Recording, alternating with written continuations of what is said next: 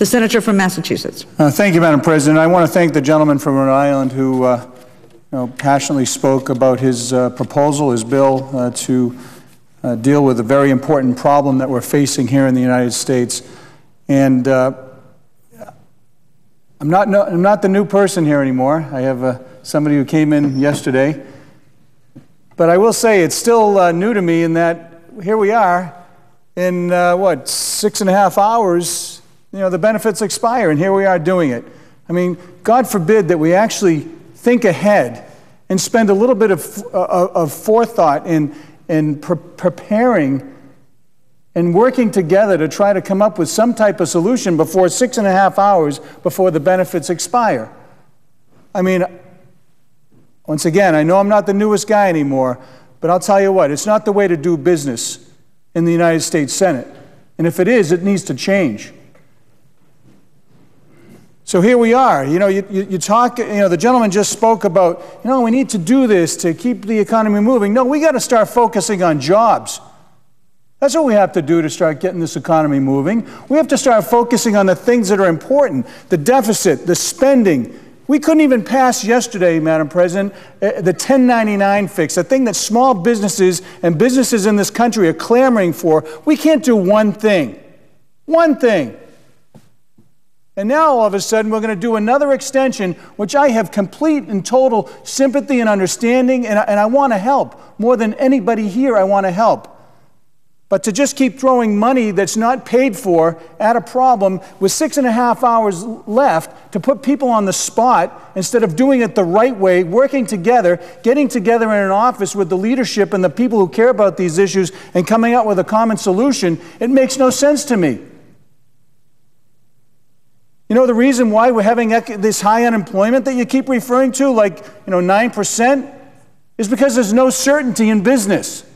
There's so much uncertainty right now in the business world. Whether it's the financial services people, the estate planners, right now we have 0%. If you die, folks, say it's a good year to die because next year it could be 55%. Or it could be less. Who knows? So there's so much money on the sideline right now. We don't know what to do. It's not coming in to get the economy moving. We can't do the 1099 fix. We can't do R&D tax credits. We can't work on accelerated depreciation. We haven't brought in any of the repatriating any of the monies that are offshore. What do? We put more and more and more and more roadblocks to businesses so they don't want to hire to get these people off the unemployment rolls. So here we are with 6.5 hours left. People on hiring. We spent 7 days on food safety. Listen, I love to eat like the next guy, but give me a break. Okay, we should have spent 7 days working on the one thing that the people in November sent a very powerful message, and that is getting our economy moving again. Focusing on jobs, jobs, jobs. Streamlining the regulatory process and firing a way to get this economy moving. But we need to work on food safety. Oh my gosh, it's so important. I'm glad I rushed back from our break to work on food safety. And I know we have some issues in that regard, but don't you think the 1099 fix and don't you think unemployment benefits and all these other things are a little bit more important? And you say, the gentleman from Illinois just said, we're here debating tax cuts. No, we're not. We're not debating tax cuts. I've been to every time we've had a vote here. I've been to every meeting since I've been back here. Where are we talking about tax cut? We haven't had any. Have we had any? Am I missing something? I'm talking to my staff. No, we haven't been talking about tax cuts. We haven't debated or discussed anything to do with business and getting our business and our economy moving again. And the recent job numbers in Massachusetts, over 280,000 people are unemployed in my state alone, over 8% of the Massachusetts workforce. Gentlemen from Rhode Island, I know Rhode Island. I eat in Federal Hill regularly. I know the unemployment is much higher there. They have very serious problems. One of the reasons they have problems is because we're not focusing on anything to do with businesses and giving them the tools and resources they need to actually hire the people who are on the unemployment rolls. It's like a catch-22. Nearly 15 million people across the country are unemployed. 6 million of them having been without work for 6 months or more. It's roughly 5 people for every 1 job opening. Madam President, families in Massachusetts, Rhode Island, Illinois, they're all struggling. They sent that very powerful message a couple of weeks ago. They're struggling to make ends meet. And as the gentleman from Rhode Island said, to buy food, to buy shoes, to buy extra Christmas presents, I understand that. But if they had an actual job and could actually have the pride of going out and working hard each day, and businesses had that certainty of hiring that new employee, they could do that and a lot more. They could actually invest in the future of our country. And we're in the midst of an historic economic crisis. I realize that. And they're unable to find work. I recognize that as well. And the longer they're out of work, the harder it is to actually find work and become employable. And I could go on and on how Congress has chosen to spend the time. I remember before we went on break, before the elections, we spent so much wasted time on stuff that did nothing to help the economy. And here we are. I figured when we came back, the message was sent. We got it loud and clear. Big change over in the House. Here we are.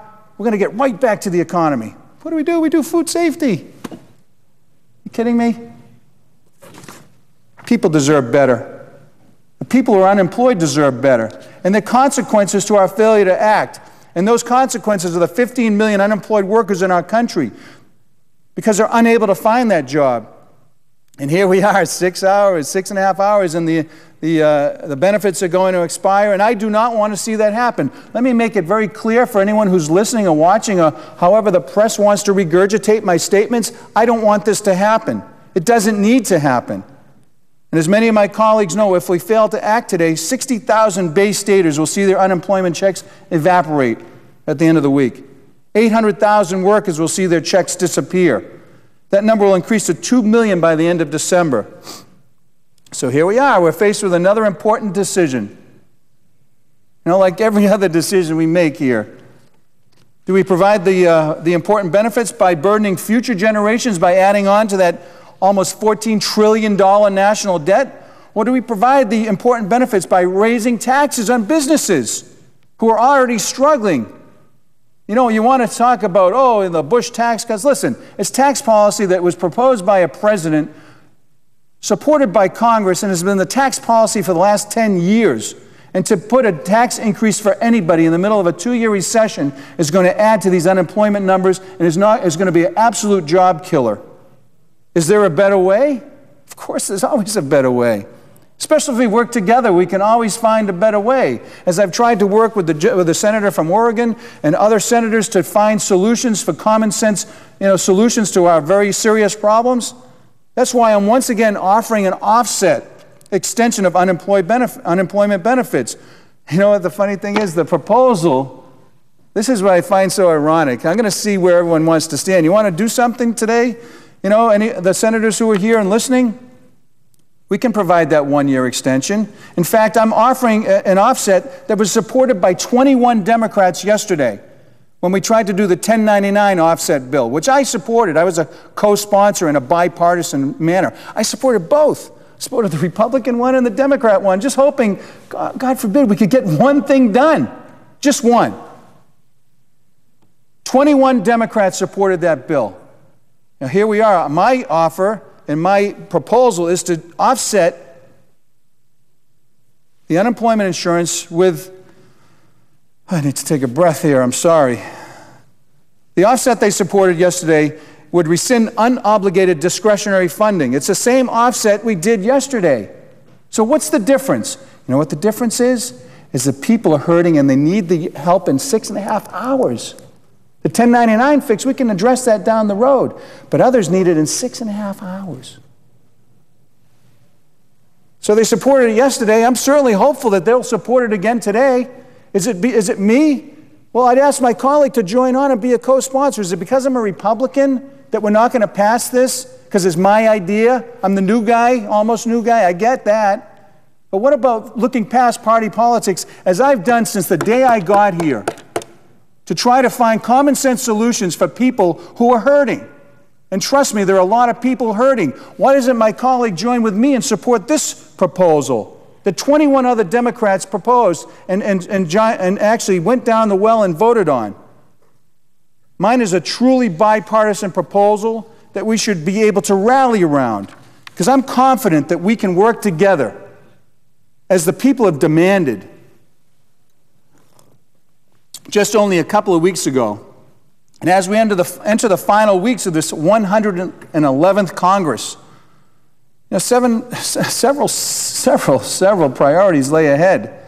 And I said it earlier, and I know I'm getting worked up, but it just incenses me that we're here 6.5 hours, and we just found out really today, or late yesterday, that we were even going to talk about this. We have to provide that certainty to businesses and small mom and pop businesses all the way to the biggest corporations. They need to know what's up.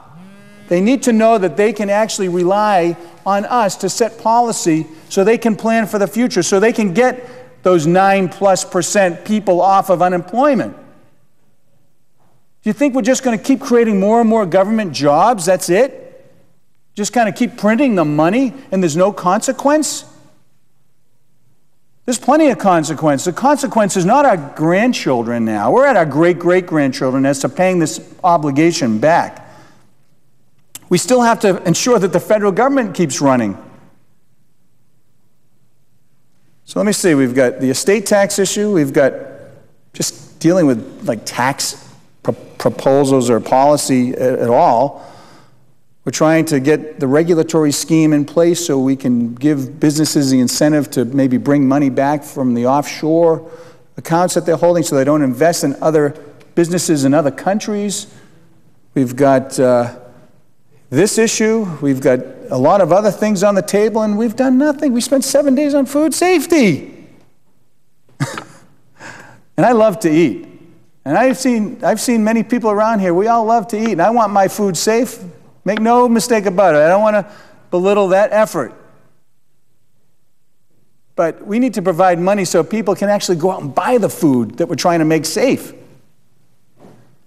And we can't keep spending and borrowing with no regard to our future, to our fiscal future. We need to be fiscally responsible and find ways to pay for the initiatives and policies that we think are important. And when you talk about the money that, if we don't do this with taxes and, these people are going to get this break. Hey, listen, it's not the government's money, it's the people's money. Okay, it's the people's money, and when they have money, they traditionally invest it, and they invest in businesses, and they continue to get that economic engine going. It's not the government's money.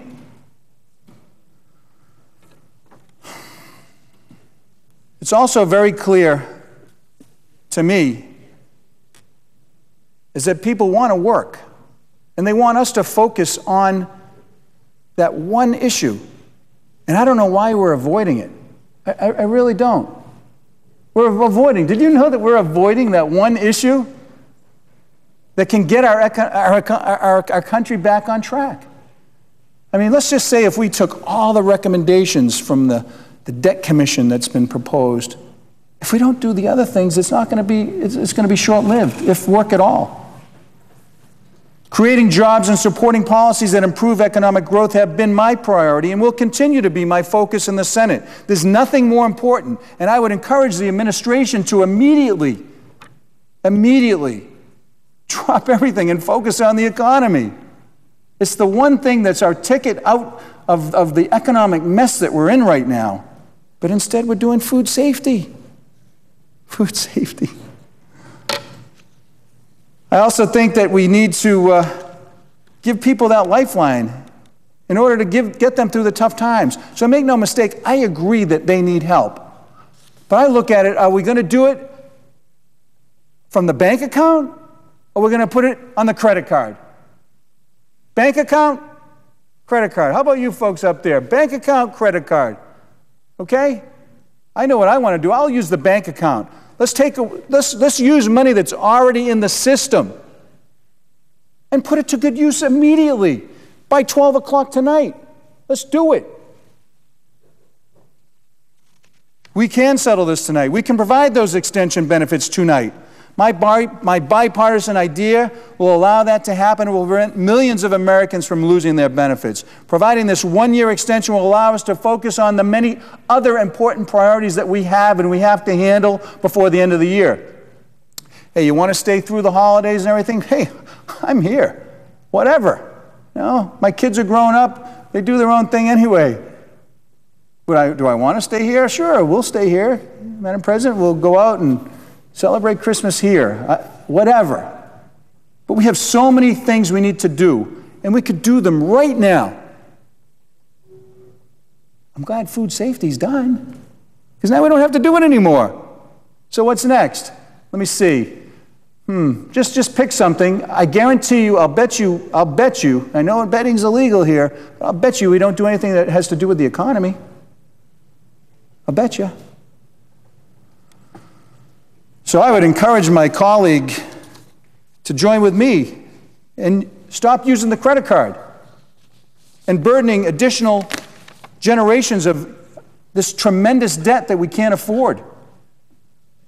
And I ask you unanimous consent, the Finance Committee be discharged and the Senate proceed to the immediate consideration of H.R. 4915, that all after the enacting clause be stricken and the substitute amendment at the desk be agreed to, that the bill as amended be read a third time and passed, the motion to reconsider be laid upon the table.